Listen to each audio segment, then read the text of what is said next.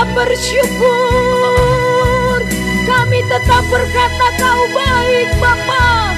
Dalam segala keadaan Kau baik ya Tuhan. Keadaan ini tidak dapat memisahkan kami dari kasih-Mu. Haleluya.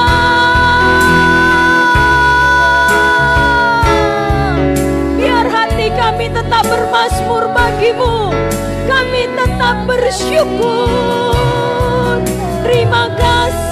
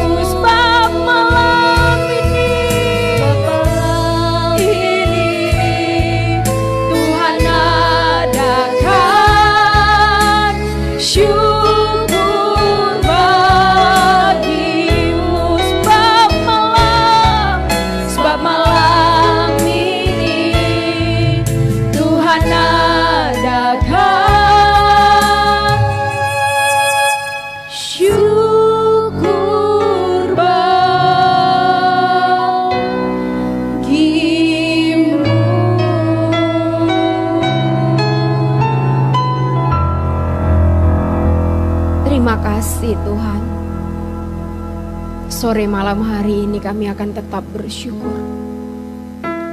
Kami kuat karena firman-Mu yang meneguhkan percaya dan iman kami, Tuhan. Kami kuat karena kasih-Mu yang senantiasa hadir bagi kami. Berfirmanlah ya Allah, pengertian dan hikmat yang sama Kau taruhkan dalam hati anak-anak-Mu. Roh Kudus, roh yang manis, roh yang lembut, kami memohon urapan-Mu. Karena tanpa-Mu kami tidak dapat mengerti apa-apa. Dalam nama Tuhan Yesus, kami siapkan hati, pikiran, dan telinga kami untuk diisi kebenaran firman. Yang siap mendengarkan kebenaran firman Tuhan, mari bersama kita katakan amin.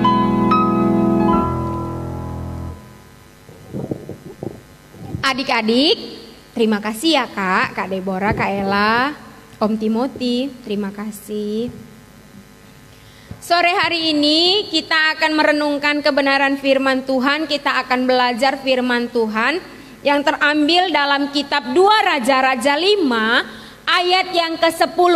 2 Raja-Raja 5 ayat yang ke-10. Kak, kitab Raja-Raja di mana, Kak? Kitab Raja-Raja itu di kitab Perjanjian Lama. Sudah?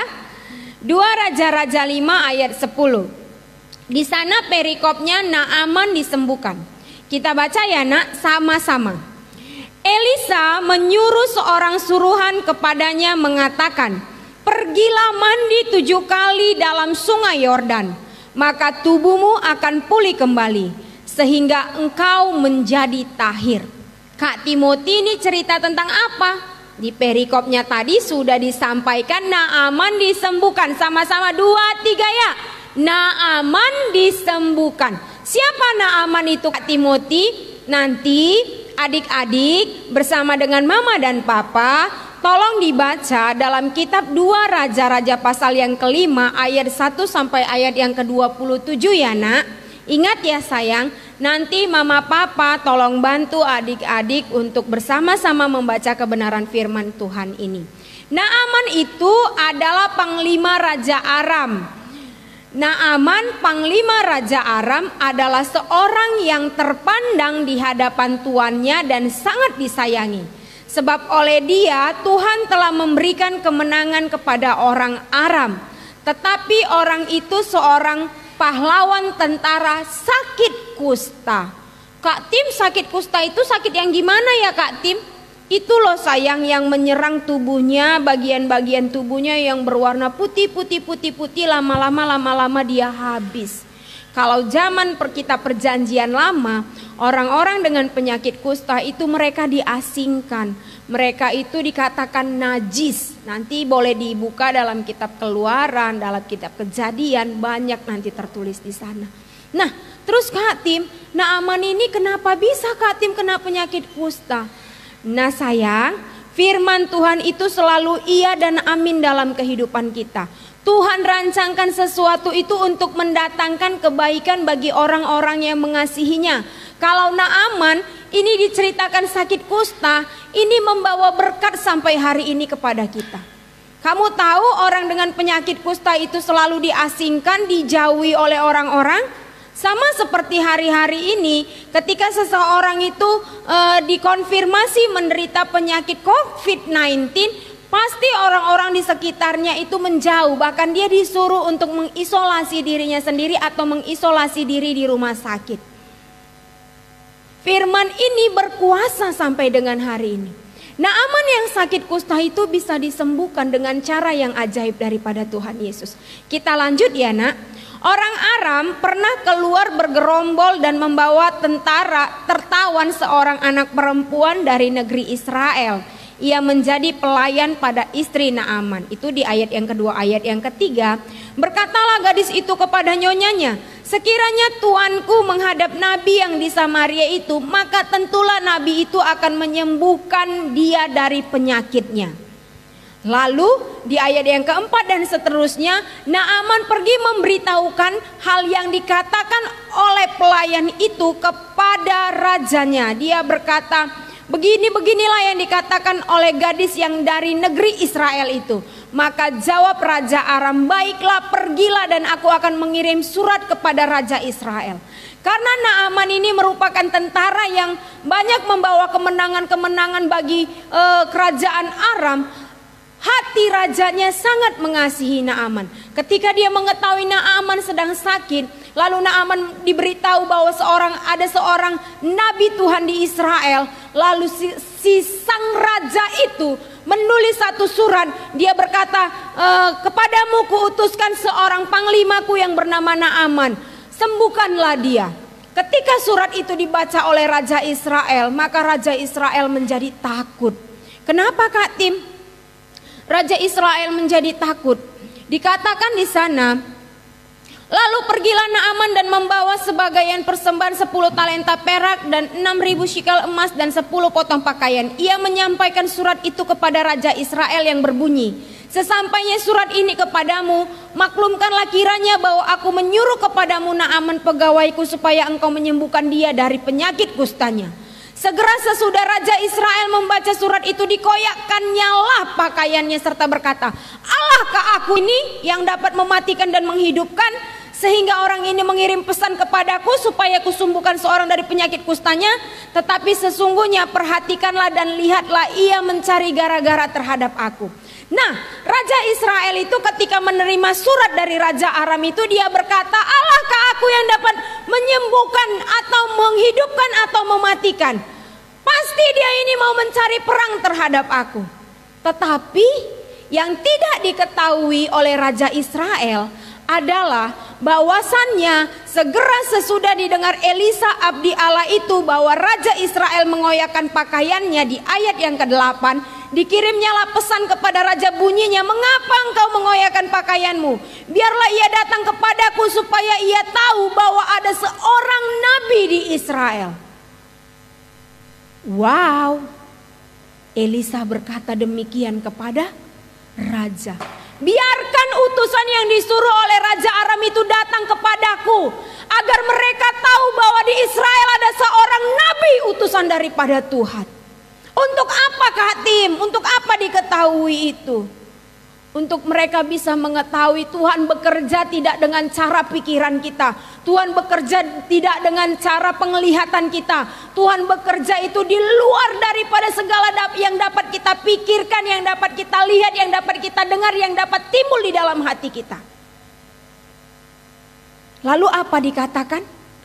Di ayat yang ke-9. Kemudian datanglah Naaman dengan kudanya dan keretanya lalu berhenti di depan pintu rumah Elisa. Berhenti di depan pintu rumah Elisa. Ketika ada seorang pejabat tinggi negara yang mungkin melintas dari kota kita Aikanopan, pasti banyak sekali pengawal yang mengikutinya. Iring-iringan pengawal itu mungkin mereka memakai begitu banyak mobil.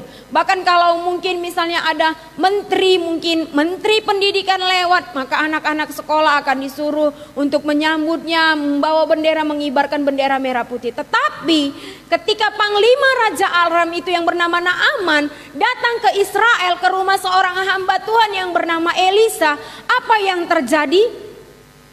Elisa menyuruh seorang suruhan kepadanya mengatakan, bukan Elisa sendiri yang datang dan berkata-kata kepada Naaman, tapi dia mengutus satu orang suruhan. Apa yang dikatakannya sayang? Pergilah mandi 7 kali dalam sungai Yordan, maka tubuhmu akan pulih kembali sehingga engkau menjadi tahir. Suruhan itu yang berkata, bukan Elisa yang berkata. Di ayat yang ke-11, tetapi pergilah Naaman dengan gusar sambil berkata, si Naaman marah. Aku sangka bahwa setidak-tidaknya dia datang keluar dan berdiri memanggil nama Tuhan Allahnya, lalu menggerak-gerakkan tangannya di atas tempat penyakit itu dan dengan demikian menyembuhkan penyakit kustaku. Dia katakan seperti itu. Lalu tambah lagi sungut-sungutnya, bukankah Abana dan Parpar sungai-sungai Damsyik lebih baik dari segala sungai di Israel? Bukankah aku dapat mandi di sana dan menjadi tahir? Kemudian berpalinglah ia dan pergi dengan panas hati. Marah dia. Jauh aku datang dari negeriku. Aku kira hamba Tuhan itu, abdi Allah itu, nabi Tuhan itu akan keluar lalu meletakkan tangannya di atas yang sakit di dalam tubuhku ini, lalu memanggil nama Tuhannya. Ternyata dia hanya menyuruh seorang suruhan berkata kepadaku, mandilah 7 kali dalam sungai Yordan. Di negeriku banyak sungai yang terbaik. Ada di sana sungai apa tadi katanya? Abana, Parpar, dan sungai-sungai di Damsyik. Aku gak kepengen, aku gak mau. Tetapi secara luar biasa Tuhan Yesus melalui pegawai-pegawai daripada Naaman di ayat yang ke-13 berkata, tetapi pegawai-pegawainya datang mendekat serta berkata kepadanya, Bapak, seandainya Nabi itu menyuruh perkara yang sukar kepadamu, bukankah Bapak melakukannya? Seandainya Nabi Tuhan itu berkata, pergi cari kambing warna putih, bawa ke sini harus yang beratnya 75 kilo, nggak ada satupun bintik di dalam tubuhnya, nggak ada kecacatan. Mungkin dia dengan bersukacita berkata, iya aku akan pergi. Tapi ketika dia disuruh mandi 7 kali di sungai Yordan, hatinya menjadi panas, dia menjadi marah. Hal yang gampang dia buat menjadi sulit ketika hatinya mulai panas dan ketika hatinya mulai marah. Lalu apa yang terjadi? Dikatakan kembali, apalagi sekarang ia hanya berkata kepadamu, mandilah dan engkau akan menjadi tahir. Di sana Tuhan menyadarkan dia. Iya ya Tuhan, gampangnya ternyata Tuhan. Kenapa aku yang membuatnya sukar Tuhan? Lalu dia merendahkan hatinya. Di ayat yang ke-14 dikatakan, maka turunlah ia membenamkan diri 7 kali dalam sungai Yordan sesuai dengan perkataan abdi Allah itu. Lalu pulihlah tubuhnya kembali seperti tubuh seorang anak dan ia menjadi tahir. Wow, sayang, hari ini nakku, COVID-19 itu luar biasa, membuat perekonomian menjadi porak-poranda, membuat para tenaga medis itu menjadi sangat kelelahan, membuat kita itu Gak bisa sekolah. Maksudnya gak bisa sekolah apa Kak? Gak bisa sekolah secara tatap muka sayang. Membuat ibadah kita harus menjadi online. Ada hikmat yang Tuhan taruh di dalam kita, anakku. Kamu hari ini melalui firman ini Tuhan mengingatkan kakak, ketika orang tuamu bekerja di luar rumah, dengan perkataan yang sederhana, kamu bisa membantu pemerintah mengingatkan orang tua, "Ma, Pa, pakai masker ya Ma, ya Pa. Jaga jarak Mama, Papa. Cuci tangan, bawa hand sanitizer." Untuk apa sayang? Untuk wabah penyakit ini bisa berlalu dari negeri kita. Tidak ada lagi penularan ketika kesadaran di dalam kita mulai muncul. Firman ini mengingatkan kakak. Firman ini sebenarnya sudah seminggu yang lalu kakak berpikir, Tuhan melalui firman ini apa yang mau disampaikan. Sederhana sekali. Banyak negara yang hari-hari ini melarang warga negara Indonesia masuk ke negaranya. Nah, COVID-19 gak bisa kita lihat, tetapi ketika ada orang yang terinfeksi, maka orang itu ketika kekebalan tubuhnya menjadi rendah, dia bisa saja kritis. Tapi kalau kekebalan tubuhnya tinggi, mungkin dia gak ada gejala apapun. Biar kita semua tetap sehat, kembali seperti dahulu kala. Yuk dengan perkataan kita yang sederhana, mungkin hanya ingatkan orang tua, "Mama pakai maskernya ya Mama." Waktu mamanya bilang itu COVID-19 itu gak ada. "Mama tolong Mama, aku mau bersekolah Mama. Mama kan sudah capek mengajariku secara daring, belajar online. Bantu pemerintah Mama, bantu pemerintah Papa. Biar kita bisa sama seperti kemarin-kemarin. Kita bisa sekolah, kita bisa ibadah, kita bisa beraktivitas secara leluasa. Meski ada kebiasaan-kebiasaan baru yang harus kita adaptasi." Nah, ketika Naaman membuat segala sesuatunya menjadi sukar dan sulit, hatinya panas. Tetapi firman Tuhan di dalam 2 Raja-Raja 5 ayat 13, Tuhan berbicara melalui pegawai-pegawainya. "Sukar enggak anak kalau hanya pakai masker? Pengap Kak Timothy, gak bisa bernafas Kak Timothy." Tapi sampai hari ini dokter-dokter yang bekerja ketika dia melakukan operasi berjam-jam tetap sehat sayang.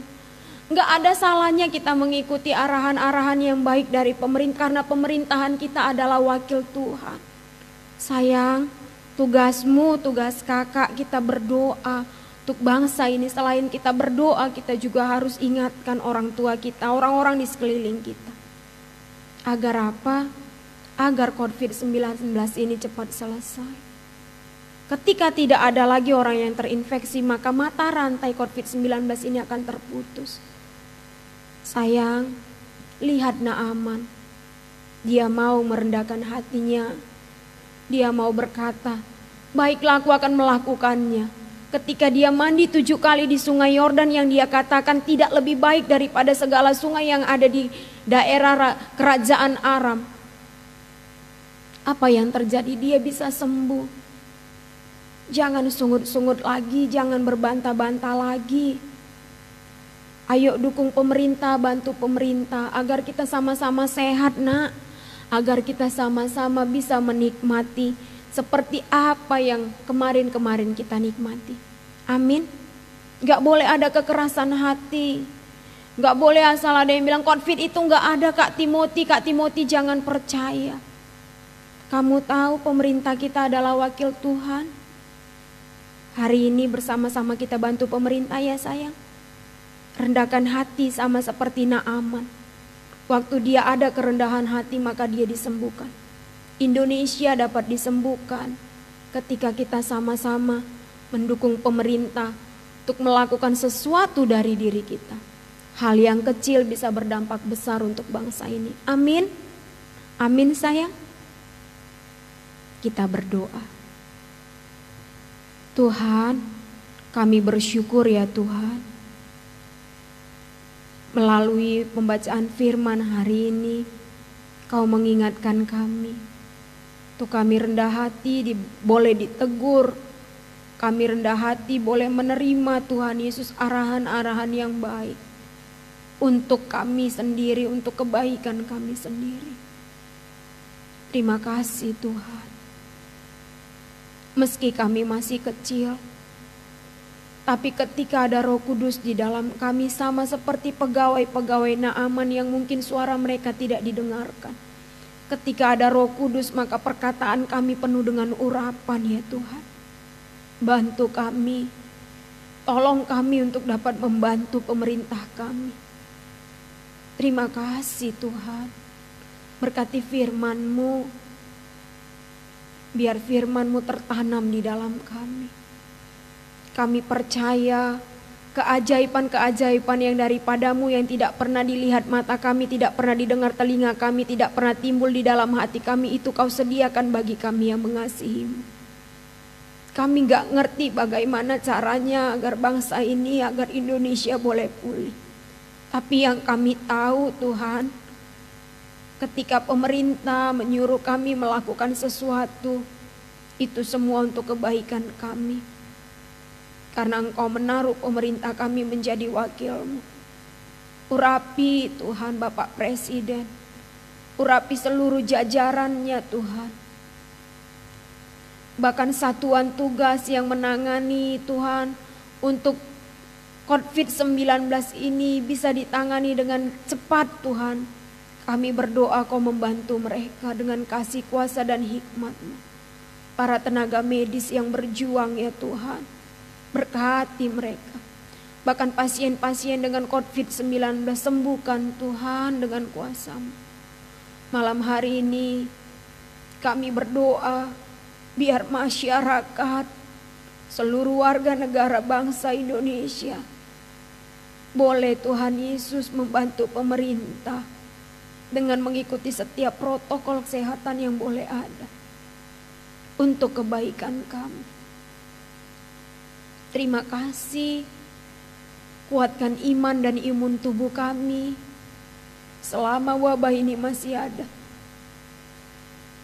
Kami percaya Kau membela kami Tuhan. Bahkan perekonomian bangsa kami, perekonomian daerah kami, perekonomian keluarga kami. Kami tahu Kau menjaganya dengan kasih-Mu. Kami tidak akan kekurangan. Kami tidak akan kelaparan. Karena Engkau Allah yang bersama dengan kami. Berkat-Mu atas anak-anak-Mu, berkat-Mu atas orang tua mereka, studi mereka secara online Tuhanlah yang memberkati. Hikmat, marifat, pengetahuan bahkan dalam hidup mereka Tuhan. Bahkan kami berdoa ya Bapa yang maha baik, untuk Tuhan Yesus Kristus, para pemimpin rohani kami. Berkat-Mu atas hamba-Mu Pak Niko, Pak Bambang, Pak Edi Tuhan. Bahkan Ibu Gembala yang terkasih, tangan kanan-Mu yang memberikan dia kesehatan dan kekuatan. Kami berdoa Ibu Gembala kami, Tuhan Yesus sehat kuat di dalam kebenaran-kebenaran kasih-Mu Bapa. Terima kasih. Berkat-Mu untuk kakak abang sekolah minggu. Berkat-Mu senantiasa mengalir. Kan daerah kami Labuan Batu Utara ini juga Tuhan berkati Bapa yang baik. Terpuji nama-Mu Tuhan Yesus. Tak hentinya kami berdoa mengangkat tangan memberkati bangsa pilihan-Mu Israel, kota kudus-Mu Yerusalem. Biarlah berkat Abraham, Ishak dan Yakub melimpah atas-Mu, dan berkat yang sama juga mengalir bagi kami. Tuhan, kami percaya ibadah kami mengandung janji untuk hidup hari ini dan yang akan datang. Sebelum kami menyelesaikan ibadah ini, kirimkan berkat yang berasal daripada-Mu Tuhan. Biarlah berkat daripada Allah Bapa di surga, cinta kasih daripada Tuhan Yesus Kristus dan persekutuan yang manis dengan Allah Roh Kudus. Itulah yang memimpin setiap kita. Anak-anak sekolah minggu yang diberkati dari hari ini sampai Maranatha Yesus datang kali kedua. Yang diberkati dengan ibadah Kamis ceria pada malam hari ini. Mari bersama kita katakan amin. Pengumuman tambahan untuk pemenang-pemenang pembacaan ayat Alkitab yang kita lakukan dari tanggal 20 Agustus sampai 31 Agustus nanti akan Kak Timothy umumkan melalui WA grup anak-anak sekolah minggu GBI Sudirman. Terus Kak Tim, hadiahnya gimana Kak Tim? Kan hadiah ini penting Kak Tim. Yes, hadiahnya akan kakak antar bersama dengan abang kakak sekolah minggu. Amin. Amin. Tuhan Yesus memberkati.